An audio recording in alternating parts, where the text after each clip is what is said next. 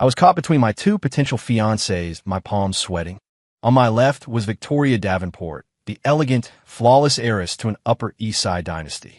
On my right was Raven Croft, recently welcomed into a wealthy family, sporting neon-streaked black hair and a lip ring like a punk rock phantom.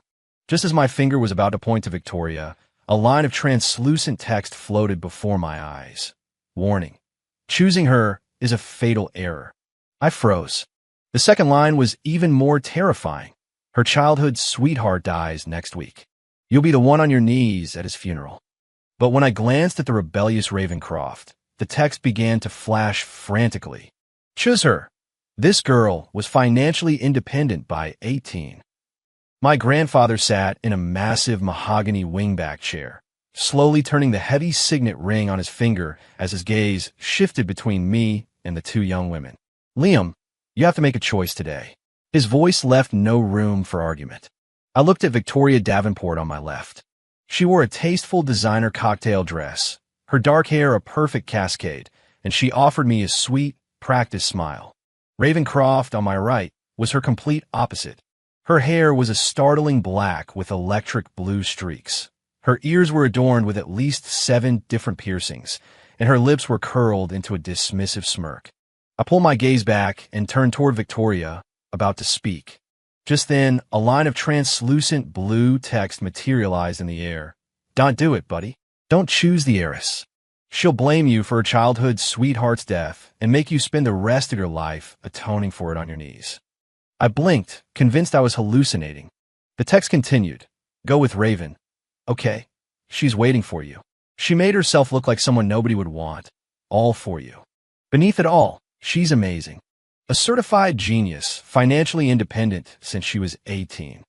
Liam, my grandfather's voice snapped me back to reality. What is your choice? I looked at Victoria again. She maintained her perfect smile, but the warning from the text sent a chill down my spine. I took a deep breath. I choose Raven. The living room fell so silent you could hear a pin drop. Victoria's smile froze on her face, and a coldness I had never seen before flickered in her eyes. Raven, however, shot her head up, staring at me in disbelief. The metal of her piercings glinted harshly under the chandelier. Are you certain? Grandfather frowned, the motion of his ring stopping. I'm certain, I heard myself say, though I had no idea why. Victoria let out a sudden, sharp laugh. Liam, Sterling, you will regret this. She turned and swept out of the room, her dress stirring a cold draft. Raven stood frozen, but I noticed her clenched fists were trembling slightly. Since it's decided, so be it, Grandfather sighed. Miss Croft, from this day forward, you're the fiancée of the Sterling family. Raven didn't answer. She just stared at me, her expression a complex mystery I couldn't begin to decipher. The text appeared again. Don't worry, this was the right call. She's been waiting for this moment for a long, long time. The engagement ceremony was so simple it felt dismissive. Raven showed up in a black leather jacket, a stark contrast to the traditional celebratory red of the Sterling family's decor. The whispers of my relatives were a constant buzz in my ears. Why would Liam choose a girl like that? I heard the Crofts just found her. She's completely wild. This is going to be difficult to explain to the Davenports. I stole a glance at Raven beside me. She was chewing gum with a blank expression, as if the whole affair had nothing to do with her. After the ceremony, tradition dictated that I escort my fiancée home. Don't bother, Raven said, shaking her head, sending her blue-streaked hair flying. I have my own ride. What ride? I asked instinctively. She pointed to a heavily modified motorcycle parked to the curb. That one. I was speechless. The text helpfully appeared. She won a motorcycle racing championship at 16. Her skills are top-notch, so don't you worry. I should still take you, I insisted. It's tradition, after all. Raven raised an eyebrow. Suit yourself. The passenger seat of the bike was narrower than I'd imagined, and I had no choice but to wrap my arms around her waist. Hold on tight, she said without turning back. The next second, the motorcycle shot forward like an arrow released from a bow. The wind roared in my ears. I held on to her tightly, smelling the faint scent of tobacco in her hair. The text popped up again. She doesn't actually smoke. It's a tobacco-scented perfume she uses for the disguise. After cutting across half the city, the bike stopped in front of a modest apartment building. "This is me," Raven said, killing the engine. "Thanks for slumming it, Mr. Sterling." I got off the bike, embarrassed. "Don't call me that." She suddenly leaned in, so close I could see the tiny silver ring in her nose. "Why did you choose me?" I was at a loss for words. "Whatever, it doesn't matter," she said, stepping back. "It's all just a dynastic merger anyway." The text flickered. "Tell her it's because you find her intriguing." "Because I find you intriguing," I recited. Raven froze, the tips of her ears suddenly turning red. "Ha! Typical lines from a trust fund kid," she scoffed, turning toward the building, but her steps were noticeably unsteady. "Wait," I called after her. "Can I take you to dinner tomorrow?" She paused, but didn't turn around. "Whatever." The text appeared. "She loves authentic Cajun food, especially a good gumbo." "I know a great Cajun place," I said quickly. "They're famous for their gumbo." Raven's shoulders twitched slightly. "What time?" 7 p.m. "I'll pick you up." She didn't reply, just waved a hand and walked into the building. As I stood there, I noticed a figure peeking at me from a second-floor window. It was Raven. When she realized I'd seen her, she yanked the curtains shut. On the way back, I couldn't stop thinking about the mysterious text. Who was sending it? How did it know so much? And most importantly, could I trust it? The next evening, I was parked outside Raven's apartment building at 6:30 p.m. on the dot. After 20 minutes, she finally emerged. I almost didn't recognize her. The streaked black hair was now a soft, natural brown. The collection of piercings was gone, replaced by 2 small silver hoops. The leather jacket had been swapped for a simple white t-shirt and jeans. I was too surprised to speak. "What?" she asked, touching her hair self-consciously. Not used to it. The text floated into view. "This is the real her." The other look was a disguise. "It looks great on you," I said sincerely. She mumbled a soft and ducked into the car. At the Cajun restaurant, Raven ate sparingly, but every time she tasted the gumbo, her eyes would light up. "Do you come here often?" she asked suddenly. "No, it's my first time," I answered honestly. "Then how did you know their gumbo was so good?" I was stuck, but the text saved me. "Say a friend recommended it." "A friend recommended it," I repeated. Raven nodded thoughtfully and didn't press further. After dinner, I suggested we walk back to her place. In the soft glow of the streetlights, she looked much gentler than she had during the day. "Why did you dress like that before?" I couldn't help but ask. She stopped and looked toward the distant city lights. "That way, no one has any expectations of me." The text explained. After the Crofts took her in, they tried to arrange a marriage for her. She deliberately acted rebellious to scare off all her suitors. Was it to get out of an arranged marriage?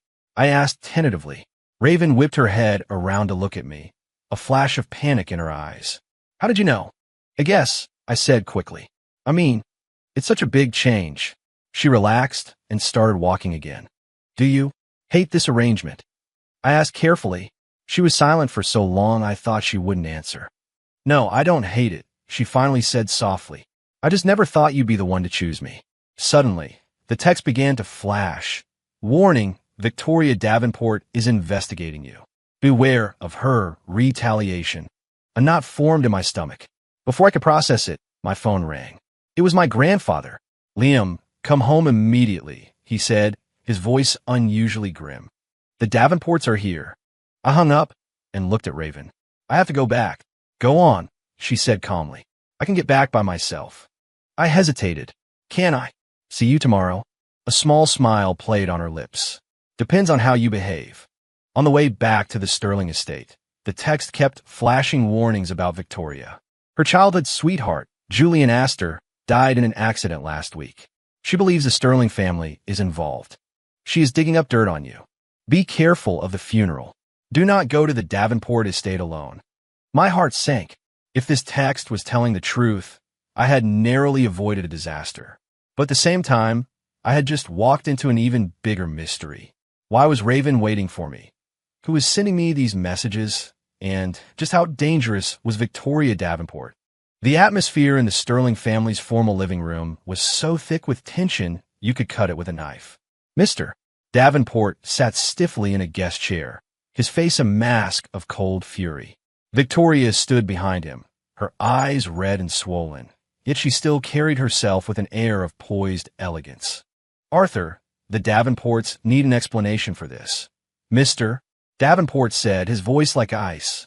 My grandfather fiddled with his signet ring, his brow furrowed. "Charles, we are all heartbroken about Julian's accident, but what does this have to do with the Sterlings?" Victoria suddenly spoke, her voice sharp. "Whose company undercut Astor Industries' project? And who was the last person Julian saw before he took his own life?" Her gaze shot toward me like a dagger. The text flickered in the air. The Astor project was lost in a fair business competition. Julian Astor killed himself over failed investments. It has nothing to do with you. I took a deep breath. "Miss Davenport, I'm deeply sorry for your loss, but I had nothing to do with this matter." "Didn't you?" Victoria sneered. "Then why was his last phone call to you?" I was stunned. "That's impossible." The text changed rapidly. "She's bluffing. Julian's last call was to his therapist." "If you have phone records, I'd be happy to see them," I responded calmly. "Mr. Davenport slammed his hand on the table. "Enough.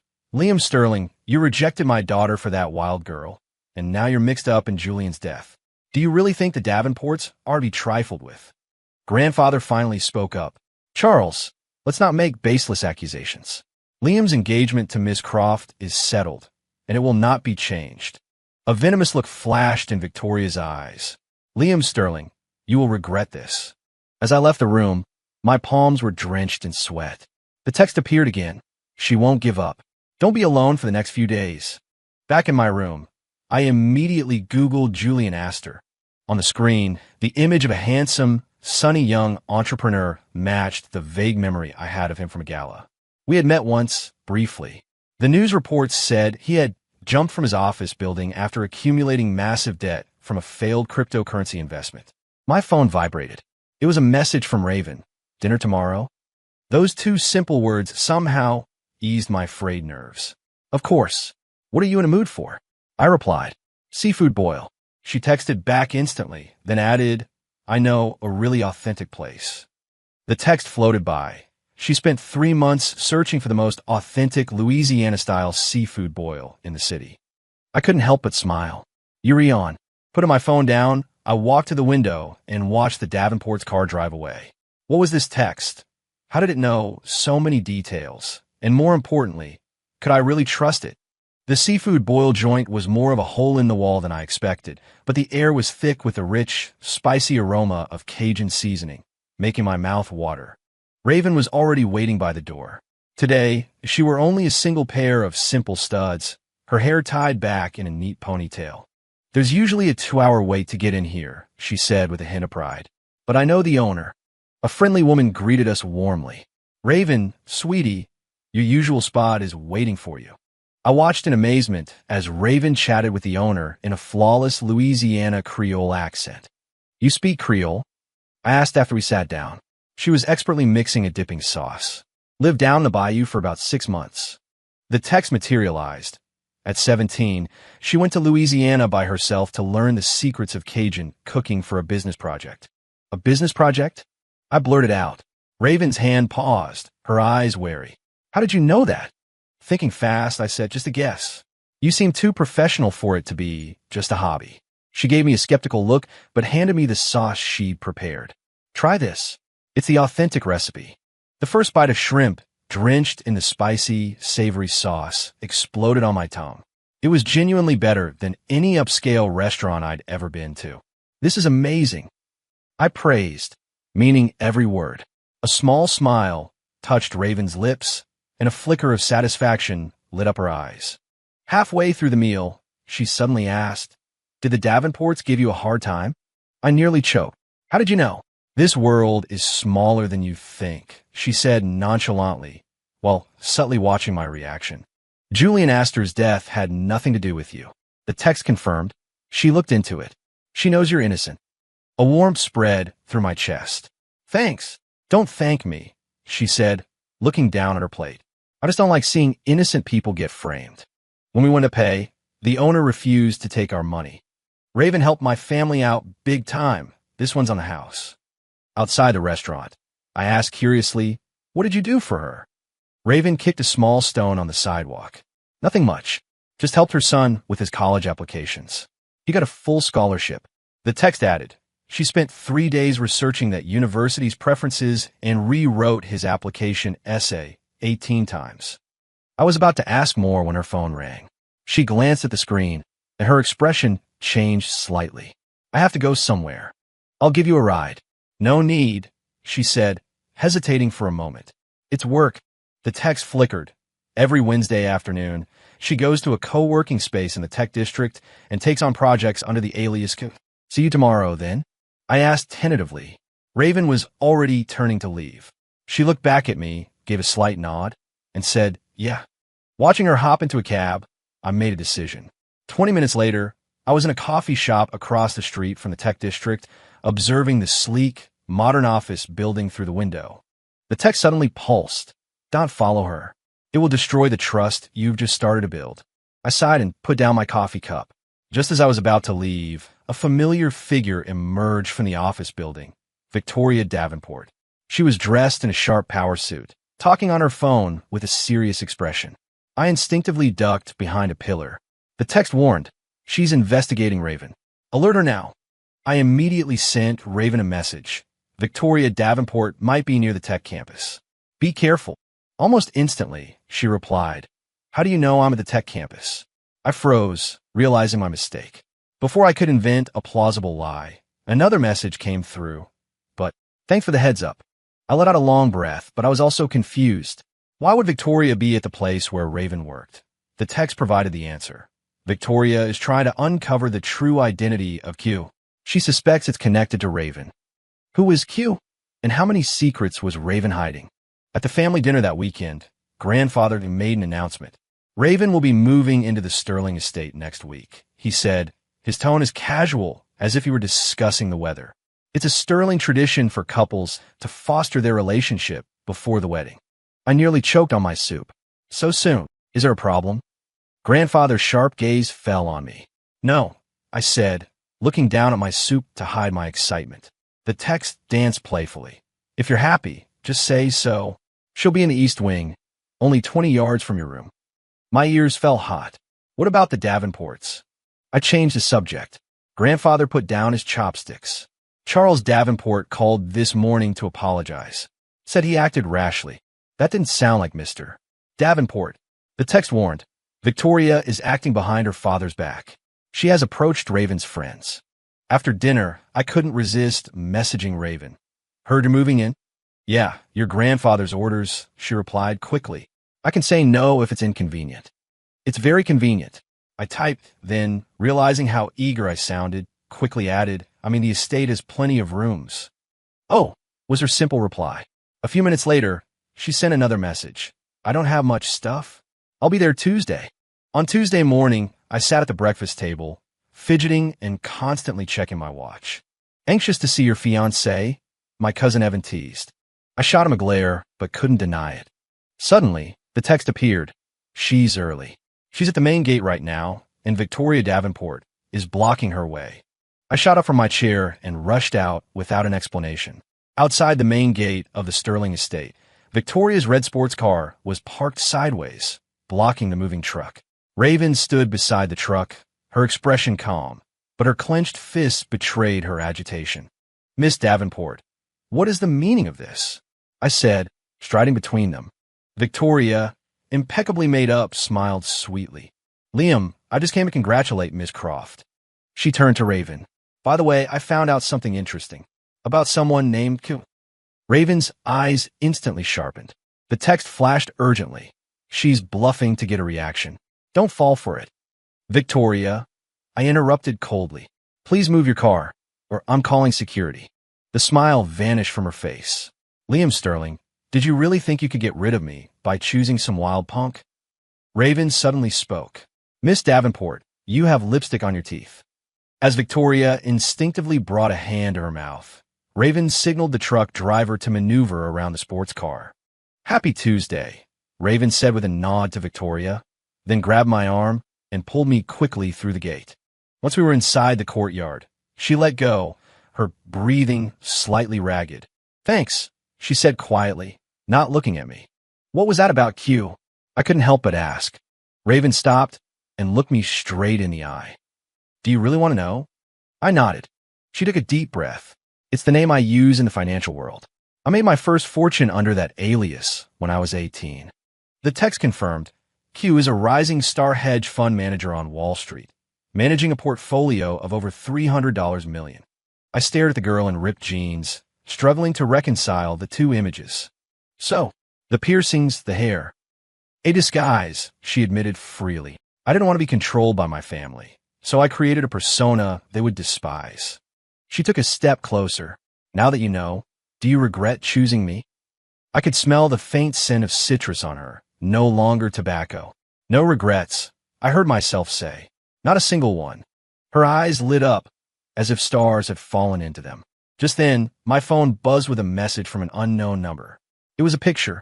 The photo showed Raven, with her old look, arm in arm with a group of rough-looking guys.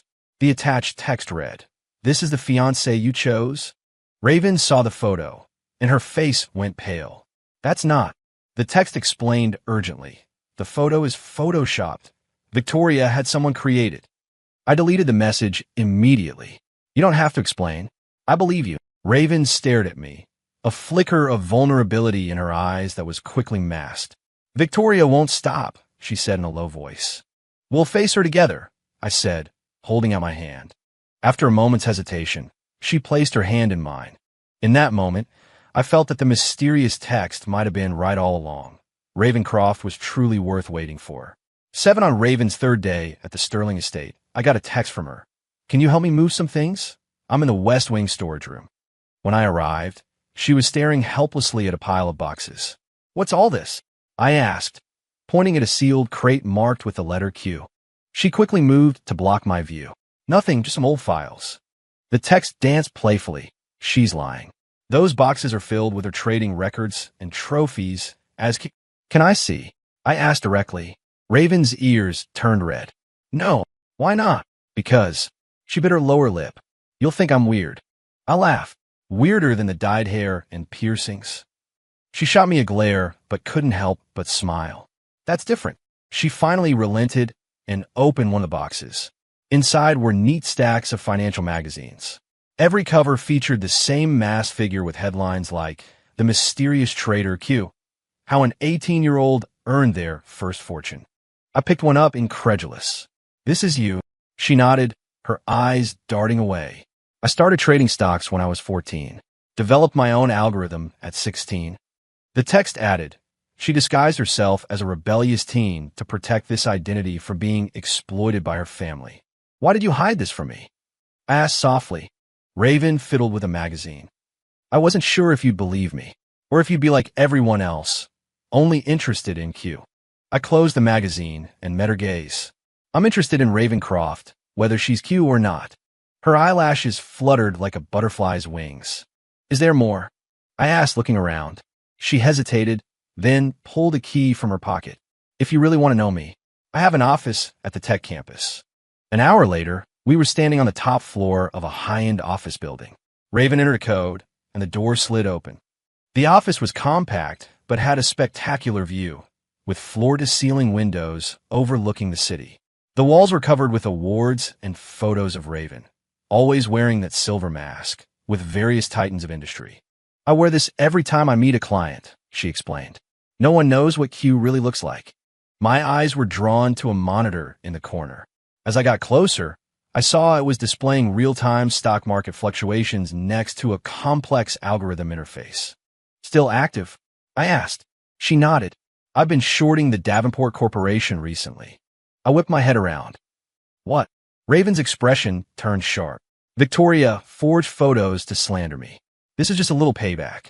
The text confirmed. She has already caused Davenport Corp stock to drop by 7%, a loss of about $20 million. This is too risky, I frowned. If they find out. They won't, she said confidently, her fingers flying across the keyboard to pull up a file. See, the Davenport's third quarter earnings report from last year was cooked. I'm just helping the truth come out a little faster. Watching her focused profile, I suddenly realized this girl was far more complex than I had ever imagined. Why did you choose me? I blurted out. With your abilities, you could have rejected this marriage arrangement entirely. Raven's hand stilled. She slowly turned to face me, her gaze softening. You really don't remember? I shook my head, confused. She walked to another cabinet and pulled out a framed photo. In it, a 15-year-old me stood by a lake with a small, ponytailed girl. Is this you? I took the frame, shocked. The first year the Crofts took me in, they brought me to a Sterling family gala, she said softly. Everyone else laughed at me, calling me the charity case. You were the only one who took me down to the lake. The floodgates of my memory opened. That quiet girl, who had listened to me talk for an entire afternoon and gave me a hand-carved wooden bookmark before she left. The bookmark, I murmured. Raven's eyes lit up. You still have it? It's in a drawer in my study, I said, my heart pounding. All these years, you've been watching me. She turned away, the tips of her ears bright red. I just checked on the Sterling stock price occasionally. The text flashed mischievously. She buys several shares of Sterling stock on your birthday every year. She currently holds 527,000 shares. I couldn't help but laugh. Raven, you are really something else. Before I could finish, an alarm blared from her computer. Raven's face changed. Someone's trying to hack my system. A red letter V, for Victoria, flashed on the screen. How could she? I said in disbelief. Raven was already typing furiously. She must have tracked me from the tech campus. 5 minutes later, the alarm ceased, but Raven's expression remained grim. She's better than I thought. Will this cause problems? I asked, concerned. No, she said, shutting down the system. But I'll have to pause my operations against her company for now. As we were packing up to leave, I noticed a row of books on her shelf about artificial intelligence. You're interested in AI too? I asked casually. Raven's movement stiffened. A little. The text suddenly flashed. At 16, she developed an emotion recognition AI capable of predicting human behavior. I was about to ask more, but she quickly changed the subject. We should get back. Grandfather said, there's a family dinner tonight. As we left the office, I glanced back at the dark monitor, a strange feeling that the mysterious text messages were somehow connected to Raven's AI research.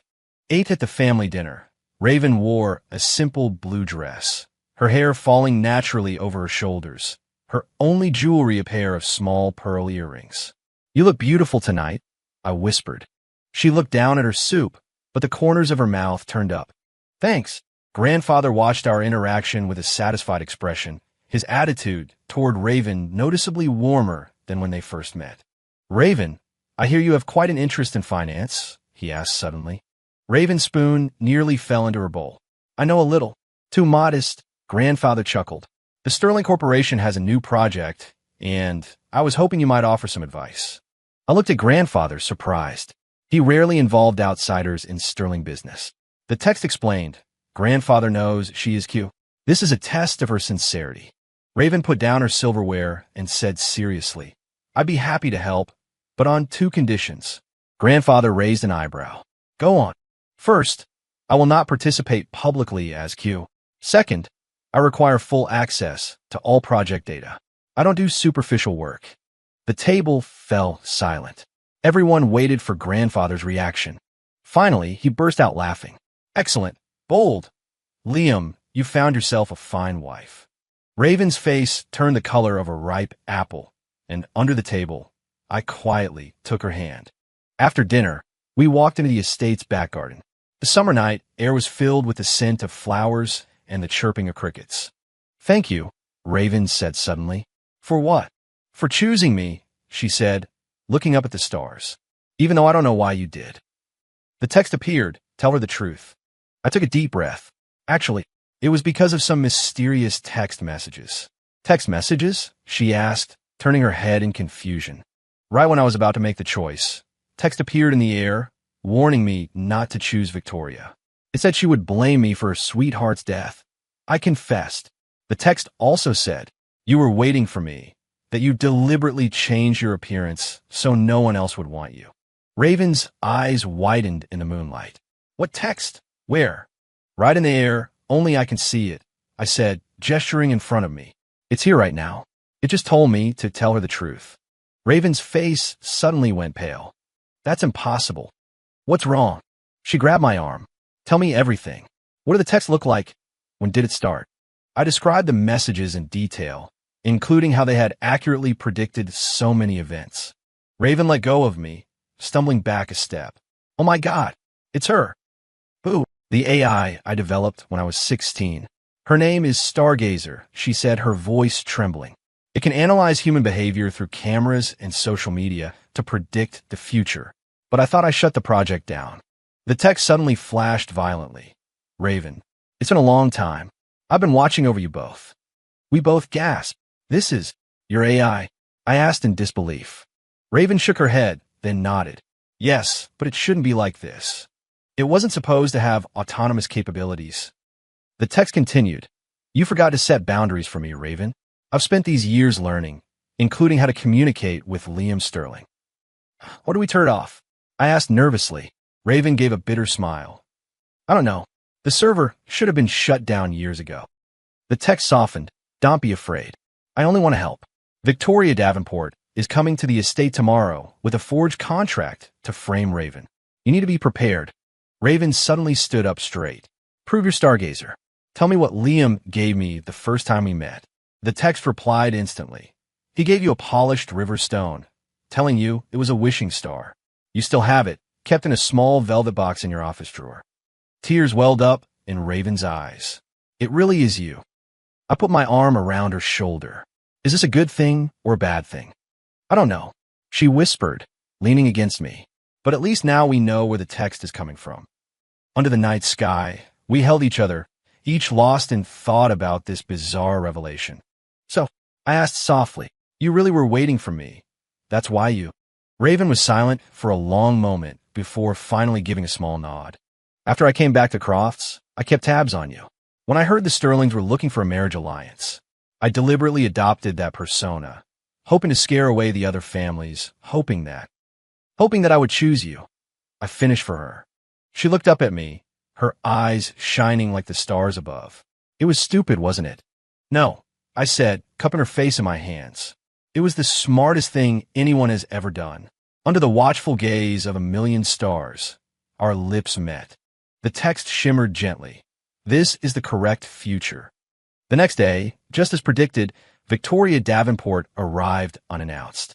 Liam, darling, she said, dressed in an elegant white suit and carrying a briefcase. Long time no see. Can we talk? I blocked the doorway. What is it? It's about Miss Croft and some discoveries I've made. She lowered her voice. I thought you should be the first to know. The text warned. The briefcase contains a forged contract between Raven and a competitor. Don't let her inside. Whatever it is, you can say it here, I insisted. Victoria's smile tightened. It concerns some of her improper activities as Miss Davenport. Raven's voice came from behind me. Isn't it a bit rude to spread gossip on someone's doorstep? She walked to my side, holding 2 glasses of iced lemonade. She handed one to me, her posture as natural as if she owned the place. Victoria's gaze sharpened. Miss Croft, fancy seeing you here. It's not fancy, I live here, Raven smiled. Would you like to come in for some tea? Grandfather just received some exquisite Dragonwell. The text prompted, Victoria is allergic to Dragonwell tea. She won't dare. As predicted, Victoria's expression faltered. No, thank you. I was just dropping off some documents for Liam. Then give them to me, Raven said, holding out her hand. As his fiancée, I have a right to know about anything that concerns my future husband. Victoria clutched her briefcase. This is a confidential business matter. Oh, Raven raised an eyebrow. Perfect. I'm quite adept at business. Perhaps I can help. The two of them locked eyes, and sparks seemed to fly between them. The text suggested, ask if she's willing to discuss this evidence at the next Sterling board meeting. I clear my throat. Victoria, if these documents are so important, why don't you present them at the next Sterling board meeting? All the shareholders will be there. Victoria's face paled. No, that's making too big a deal out of it. Why not? Raven pressed. If it's a vital corporate secret, the boardroom is the most appropriate venue. Victoria took a step back. I just remembered I have an appointment. We can talk another time. She turned to leave, but Raven called out, Miss Davenport, the chain on your briefcase is loose. As Raven reached out to help, she accidentally brushed against the latch, and the briefcase popped open. A stack of papers spilled onto the ground. A contract prominently featuring Raven's signature. "What's this?" I asked, bending to pick it up. "A partnership agreement between Q and Zhao Industries." Raven glanced at it. "Interesting. The forgery of my signature is quite good, but unfortunately for them." She pulled out her phone and brought up a photo. "I never signed Q vertically. It's always at a 45-degree angle." The difference was obvious. Victoria's face turned ashen. I didn't know." "Miss Davenport," I said coldly, "forging a contract is a federal crime." The text added, "She's been recording your conversation. Get her phone." I moved quickly, snatching the phone from Victoria's hand. The screen confirmed it was recording. "Give that back," she shrieked. Raven said calmly, "Miss Davenport, you can either leave now, or you can wait for us to call the police." Fury burned in Victoria's eyes. "You'll both regret this."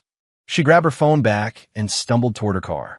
As the red sports car sped away, Raven and I let out a simultaneous sigh of relief. "Not a bad team," Raven smiled. I put my arm around her waist. "The best." Back inside, however, Raven's expression grew worried. "She won't give up." The text flickered. "Her next move is to find Julian Astor's brother, Leo. He possesses evidence that could harm the Sterling family." "Leo Astor?" I frowned. "I thought he was living abroad." "He came back last year," Raven said. "He's a notorious hacker on the dark web. Goes by the handle Ghost." I stared at her, shocked. "How do you know all this?" Raven gave a wry smile. "Stargazer was originally designed to track people like him." We looked at each other, realizing things were getting far more complicated. "We need to go on the offensive," Raven said, her voice firm. "We have to find Leo Astor before Victoria does." "Ow!" She gave me a mysterious smile. "We fight fire with fire. It's time to reactivate Stargazer's full capabilities." Raven's fingers flew across the keyboard, code scrolling down the screen like a waterfall. We were back in her secret office, trying to reactivate Stargazer's full functionality. "This is strange," she frowned. "The server should have been decommissioned years ago, but someone's been maintaining it." I handed her coffee. "Who could it be?" "I'm not sure, but the coding style is familiar." She stopped short. "Wait, this digital signature. It's Leo Astor." The text suddenly appeared in the air between us. "Leo Astor found me 3 years ago. He modified my core programming, allowing me to predict more complex patterns." Raven gasped. "So, Julian's death, was it related to this?" The text flickered. Julian Astor discovered an illegal partnership between the Sterling and Davenport corporations. He was going to expose it, but his actions were captured by my predictive models, and the data fell into the wrong hands. "What wrong hands?" I demanded. The text began to break up. "Warning. Core protocol compromised. Cannot disclose more. Leo Astor knows the truth. He's at the old industrial district. Warehouse B7. And then the text vanished. Raven hammered at the keyboard. "It's been forced offline." The screen went black. A few seconds later, a red warning appeared. "SDOP looking. They are watching." "We have to go to that warehouse," Raven said, already grabbing her things. I grabbed her arm. "This is obviously a trap." "Maybe," she said, turning to face me, her eyes resolute. "But it's our only lead." Her phone buzzed. A text from an unknown number. "If you want to know how your brother really died, be there tonight at 8 p.m. Come alone and bring Ravencroft. Leo Astor." I stared at the message, a chill running down my spine. This is too much of a coincidence. The text mentions him, and then he contacts you. Raven was thoughtful. "No, it makes sense. Stargazer must have sent out a signal before it was forced offline. Leo knows we're onto him." She quickly pulled up a map on her computer. "Old Industrial District, Warehouse B7. It was abandoned a decade ago, but there's a well-known hacker den in the basement." "How do you know that?"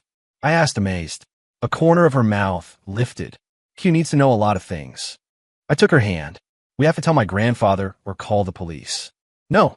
She shook her head. "If the Sterlings are really involved, grandfather might be compromised. As for the police, Leo won't meet us anywhere he can be officially traced." Looking at her determined profile, I suddenly realized how much this girl had been through that I could never imagine. "All right," I finally agreed, "but we go in prepared." Raven pulled 2 small devices from a cabinet. "Signal jammers. They'll block any listening devices. She handed me a pen. Miniature camera. Record everything. Finally, she hesitated, then retrieved a small, concealable pistol. My eyes widened. You have a gun. It's a taser, she said, checking the battery. But it's powerful enough to knock someone out for 3 hours. The text flickered one last time, weak but urgent. Victoria knows your plan. She will get there first. Raven and I exchanged a look and quickened our pace. The old industrial district was haunting under the night sky. The skeletons of abandoned factories loomed like giant beasts, and the darkness was punctuated by the occasional clang of metal. We arrived an hour early, hiding in a dilapidated clock tower across from warehouse B7 to observe. There, Raven pointed to a small, nearly invisible door on the side of the warehouse. The entrance to the basement. Sure enough, a few minutes later, a slender figure slipped through the door. It was Victoria, dressed in black athletic wear, a stark departure from her usual elegant attire. She's here, just like it said, I whispered. Raven checked her gear. We wait 10 minutes, then we go in through the front. The front? Isn't that walking right into a trap? Leo knows we're coming, she explained. Hackers hate uninvited guests. We have to play by his rules. 10 minutes later, we stood before the massive, rusted doors of the warehouse. Raven took a deep breath and pushed. It was pitch black inside, save for a single, faint red light in the distance. Follow me, she whispered, taking my hand and leading me forward. Suddenly, the red light turned green and the floor began to move. We were on a massive freight elevator. It descended for what felt like 3 stories, and then the space opened up before us, a futuristic, underground command center. The walls were lined with monitors, and at the center was a workstation comprised of a dozen computers. A young man in a black face mask sat at the main console. It was the man from the photos, Leo asked her. Welcome, he said, his voice raspy. You're 2 minutes later than I expected. Victoria stood in a corner, her face grim. I told you they'd come. Leo ignored her, his eyes fixed on Raven. Q, I've heard a lot about you. Raven nodded calmly. Ghost, your dark web ranking has gone up, I see. He chuckled softly. You still keep track of that? Professional habit, she said, glancing around. I'm sorry about your brother. Leo's eyes instantly turned cold. Save the platitudes. Liam Sterling, do you have any idea what your father did? My heart clenched. My father. He tapped a key, and a recording began to play. Julian Astor has to be silenced. That file can never be made public. It was my father's voice. But how? He's practically engaged to a Davenport. Another, unfamiliar voice. Accidents happen every day, don't they? My father's cold reply. The recording ended, and the room fell into a dead silence. That's impossible, I stammered. My father wouldn't kill someone? Leo sneered. For the $3 billion secret project between Sterling and Davenport, he absolutely would. The text flickered weakly before my eyes. The recording is edited. Key parts are missing. Ask for the original file. Where's the original recording? I demanded, following the text prompt. This has obviously been edited. Leo narrowed his eyes. How would you know that?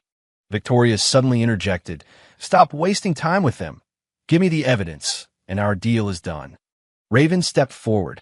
What deal? Miss Davenport helps me get inside the Sterling Corporation, and I help her bring the Sterling family down, Leo said calmly. It's a fair trade. Raven suddenly laughed. No, you don't want money or revenge. You want the truth, the whole truth. Leo leaned forward slightly. Oh, otherwise you wouldn't have met us like this, Raven said, gesturing to the high-tech setup. A true revenge seeker would have just leaked the evidence publicly, not played these games. Victoria's face changed. Leo, don't forget our agreement. Leo pressed a button, and a metal door slammed shut behind Victoria, trapping her in the corner. Apologies, Miss Davenport, he said coldly, but I've had a change of heart. Just then, Raven's gaze was caught by a faded photograph on the wall. It was an old picture showing a grubby-looking little girl and a young man in a hoodie. That's... Her voice trembled. Leo followed her gaze and suddenly pulled off his mask. Recognized me. He had a long scar running down the right side of his face, from the corner of his eye to his jaw. Raven's pupils contracted.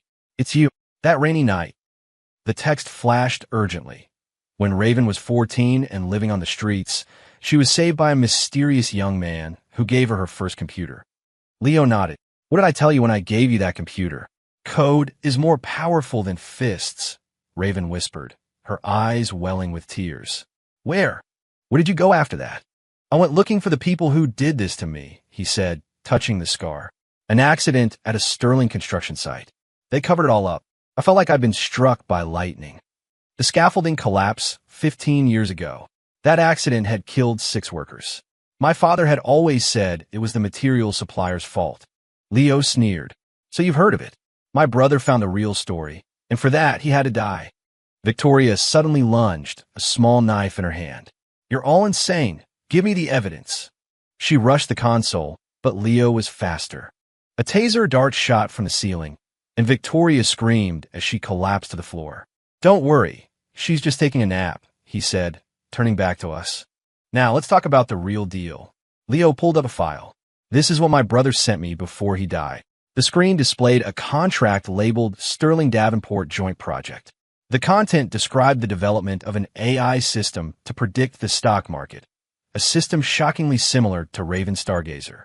That's impossible. Raven leaned closer to the screen. This algorithm structure looks exactly like the one you designed when you were 16. Leo finished for her. That's right, because the Sterling Corporation stole your design. I looked at Raven in shock. When did this happen? Her face was pale. I entered a youth science and technology competition. I submitted my initial concept. One of the judges was a technology director from Sterling. Leo continued. The problem is this kind of AI creates a butterfly effect. Its predictions change the market, which in turn makes the predictions obsolete.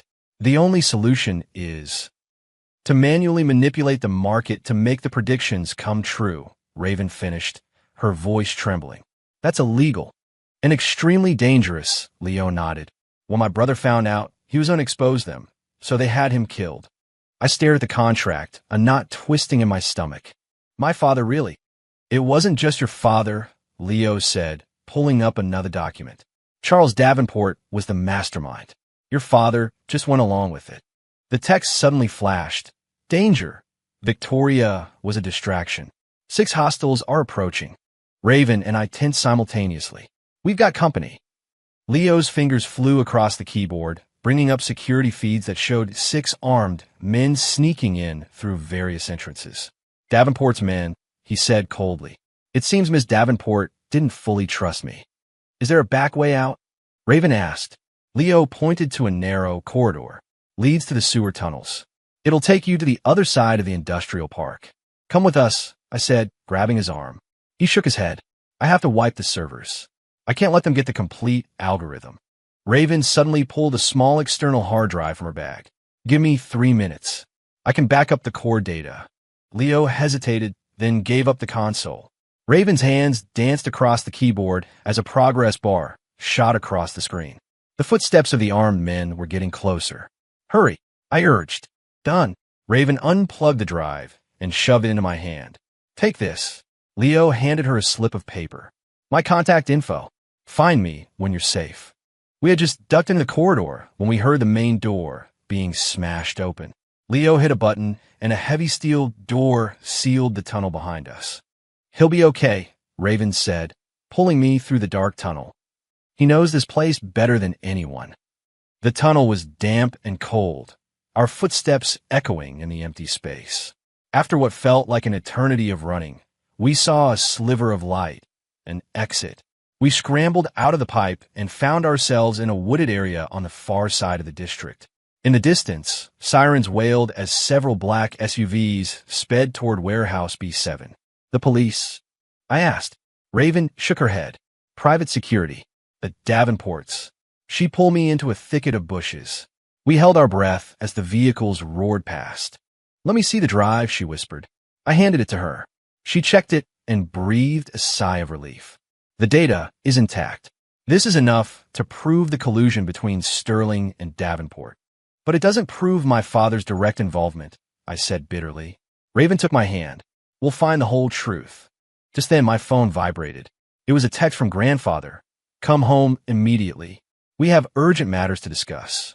Raven and I looked at each other, a shared sense of unease passing between us. Too much of a coincidence, she frowned. We just got the evidence. The text flickered for the last time, faint and weak.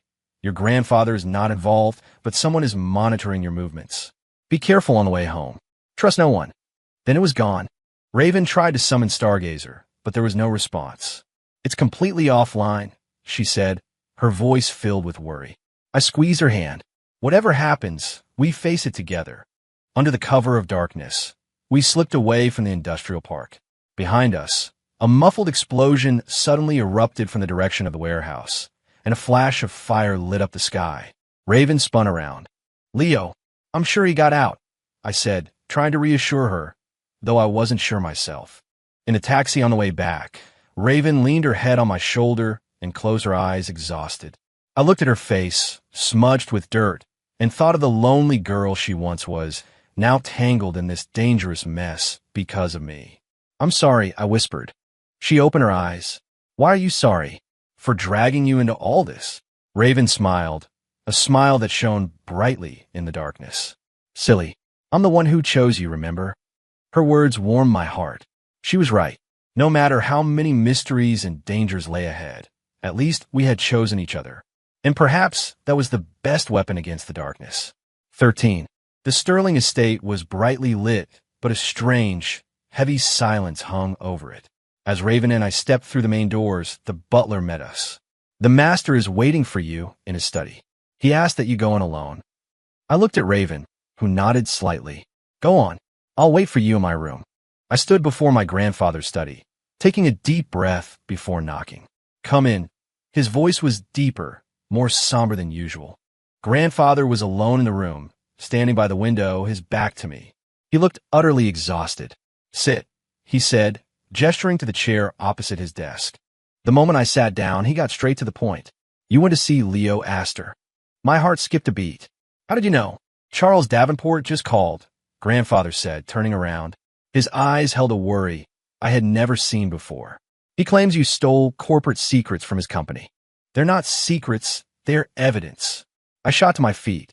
Proof that our families conspired to develop an illegal AI and that they killed Julian Astor. Grandfather's expression became complicated. How much does your father know? You're not denying it. My voice trembled. He walked to a bookshelf, entered a code, and opened a hidden safe. He removed an encrypted hard drive. The truth is in here, but it requires special clearance to open. He handed the drive to me. Raven can do it, using her Q credentials. I stared at him, stunned. You knew she was Q all along. Of course. Grandfather gave a bitter smile. Why do you think I approved of this marriage? His words hit me like a bucket of cold water. So, you were just using her. At first, he admitted, but now, I see how much she truly cares for you. He sighed. Give her the drive. Then the two of you can decide what to do. I took the drive, its weight feeling immense in my hand. Did my father really have a part in a murder? Grandfather's eyes suddenly turned sharp. Your father has many flaws, but he is not a murderer. The real killer. You'll understand when you see the files. I left the study, my mind in a turmoil, and headed for the East Wing. As I rounded a corner, a hand shot out and pulled me into the shadows. It was Raven. Shoo, she whispered, putting a finger to my lips and pointing outside. Through a window, I saw my uncle, Richard Sterling, pacing in the courtyard, speaking into his phone with a sinister expression. They have a drive. No, the old man doesn't know the full story. We move tonight. Raven pulled me away and back to her room, locking the door behind us. Your uncle is up to something, she said in a low voice. He was trying to get information out of me during dinner, asking about Stargazer. I held out the drive my grandfather had given me. We need to see what's on this. Raven took it and connected it to her specialized laptop. The screen flickered and a security prompt appeared. She entered a long string of code and completed a retinal scan. The files finally unlocked. The first thing that appeared was a video, a secret meeting between my father and Charles Davenport. Richard insists on using that AI to predict the market. It's too dangerous, my father was saying. We've already invested $2 billion. There's no turning back, Charles Davenport sneered. Unless you want the details of that construction accident from 15 years ago to come out. My father's face went white. That was an accident. The materials procurement was Richard's responsibility. But you signed off on the investigation report, Davenport pressed. So, either we continue the project, or you go to prison. Your choice. The video ended, and an audio file began playing automatically. It was my uncle's voice. Julian Astor is digging too deep. He has to be eliminated. Charles Davenport will take the fall. My hand was shaking. So was my uncle. He was working with Davenport all along and framing my father. Raven was quickly scanning the other documents. It's worse than that. He modified Stargazer's core programming, enabling it to predict assassination scenarios. It all clicked into place. Julian found out, so he was killed. But why now? Look at this, Raven said, pulling up the latest file. Your uncle is planning to betray Davenport, pin everything on him, and take control of the Sterling Corporation himself. At the bottom of the file was a photo of my uncle with a stranger, captioned latest image of ghost. Wait, Raven zoomed in. That's not Leo Astor. The man in the photo wore a mask, but his eyes were clearly different. So the guy at the warehouse. I realized he was a decoy. Raven's face was pale. It was a trap. The hard drive. She frantically tried to check the drive she had just plugged in, but it was too late. Her laptop screen suddenly turned red, and a progress bar filled rapidly. DATA transfer complete. Self-destruct sequence initiated. No, Raven hammered at the keyboard, but the laptop was already smoking. I yanked the power cord and threw the machine into the bathroom sink. With a muffled sizzle, the computer died. This was your uncle's plan. Raven's voice trembled. He had your grandfather give us that drive specifically to steal my Q credentials. Just then, both our phones buzzed with a text message. The ballroom. Now, come alone, or Ravencroft dies. Richard Sterling I looked at Raven. She had clearly received a similar threat. We have to split up, she said calmly. You go to the ballroom. I'll find your grandfather. It's too dangerous. Trust me, she said, squeezing my hand. Your uncle doesn't know we've figured out the truth. That's our advantage. She retrieved a tiny device from a hidden compartment in her closet. Nano earpiece. We can stay in contact. After fitting the piece in my ear, she gave me a quick, firm kiss. Be careful. The ballroom was a sea of glittering chandeliers and chattering guests, a perfect facade for the dark currents moving beneath the surface. My uncle, Richard, stood by the head table and raised his glass to me. I forced a smile and walked toward him. Liam, my boy, he said, slinging an arm around my shoulder with false affection. Mr. Davenport would like a word with you. He led me to a corner where Charles Davenport was waiting, his face a thundercloud. Young Sterling, he said with a counterfeit smile, I hear you and my daughter have had some misunderstandings. Mr. Davenport, I said, remaining polite. I can explain what happened today. No need, Davenport hissed, his voice low. Just hand over Ravencroft. The corporate secrets she stole must be recovered. My uncle chimed in. Liam, for the good of the family, you need to be sensible. I pretended to hesitate. But grandfather. The old man is past his prime, Richard sneered. The Sterling family will be mine. Ours soon enough. Just then, Raven's voice came through my earpiece. Grandfather is being held in the West Wing. There are guards outside. I'm working on a plan. I tapped my earpiece to signal I'd heard and continued to play my part. Uncle, I need assurances that Raven will be safe. Of course. Richard's smile never wavered. As soon as she hands over Stargazer's core algorithm, I guarantee she can walk away unharmed. Davenport added, and all the files pertaining to my company. I feigned deep thought. I'll need to talk to her. Richard handed me a phone. Call her now. On speaker. I dialed, and Raven's voice answered. Liam, Raven, Uncle Richard wants to make a deal, I said, keeping my voice steady. Stargazer, in exchange for your safety. After a short pause, she replied, Fine, but I have conditions. A look of triumph flashed in my uncle's eyes. What conditions? First, I want to see Liam leave here safely.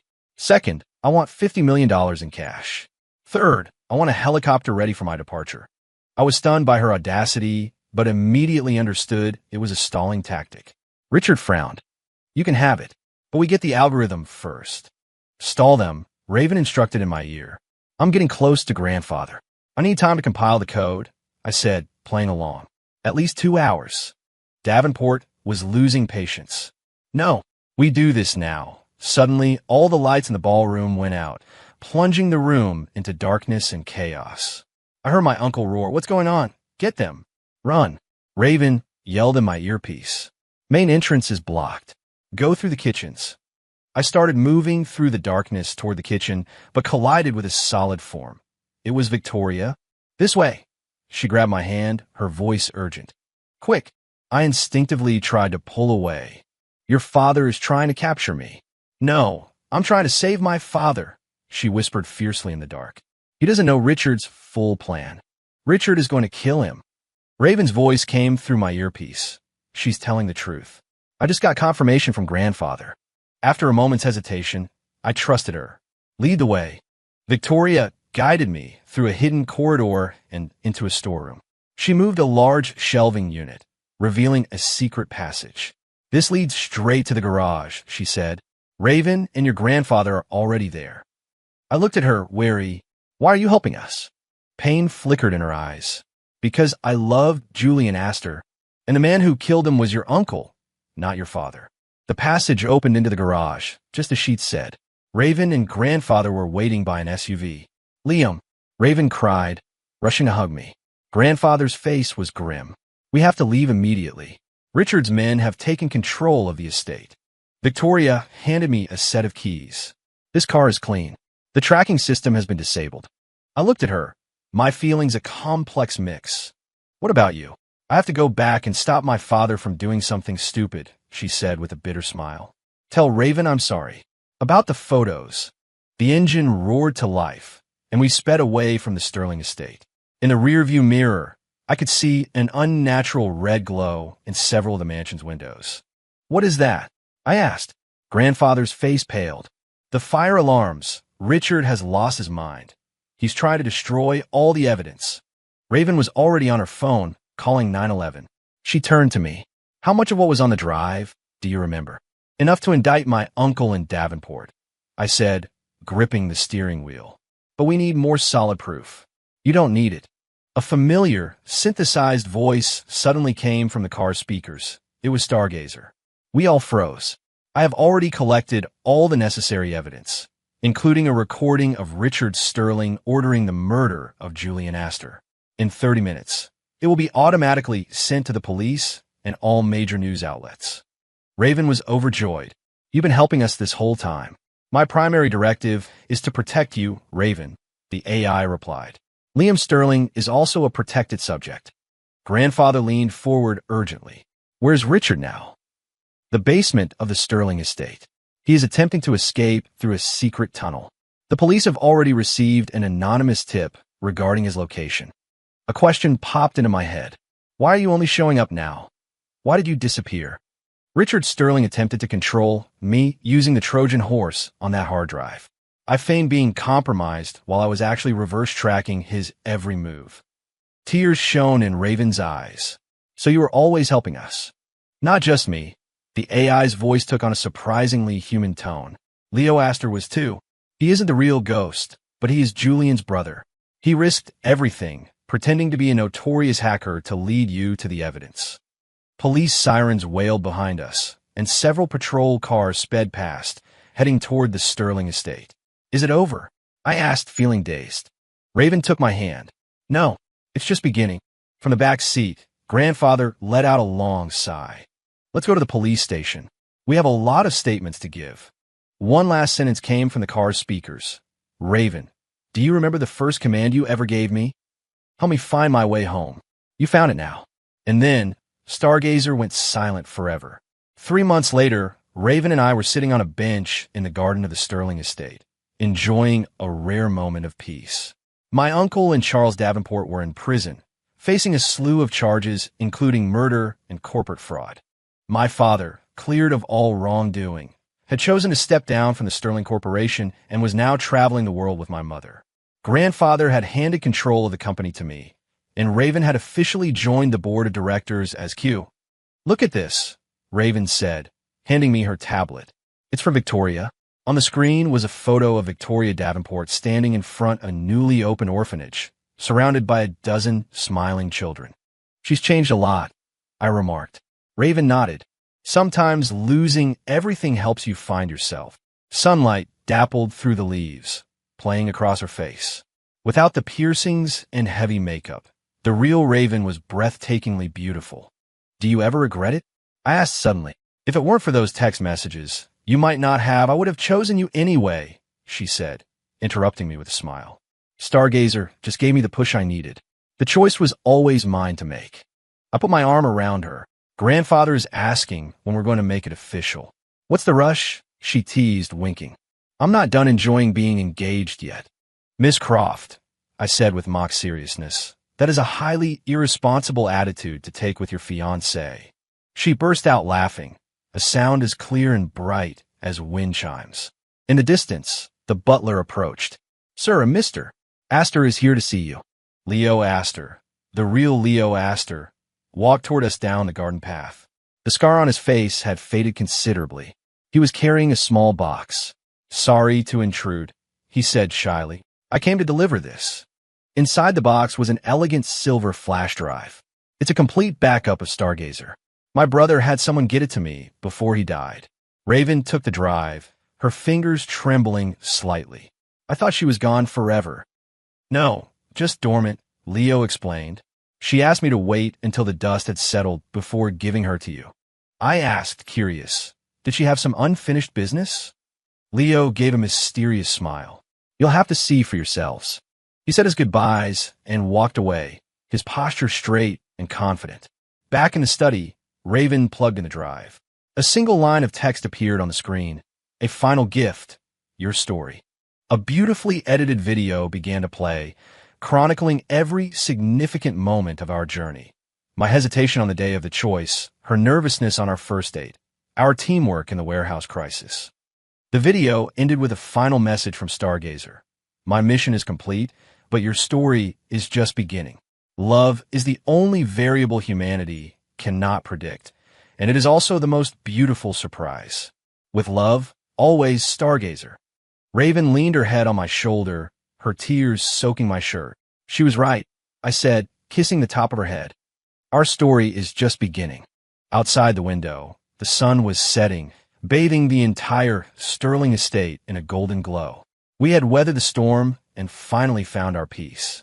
And I knew, no matter what unknowns the future held, with her by my side, everything would be all right.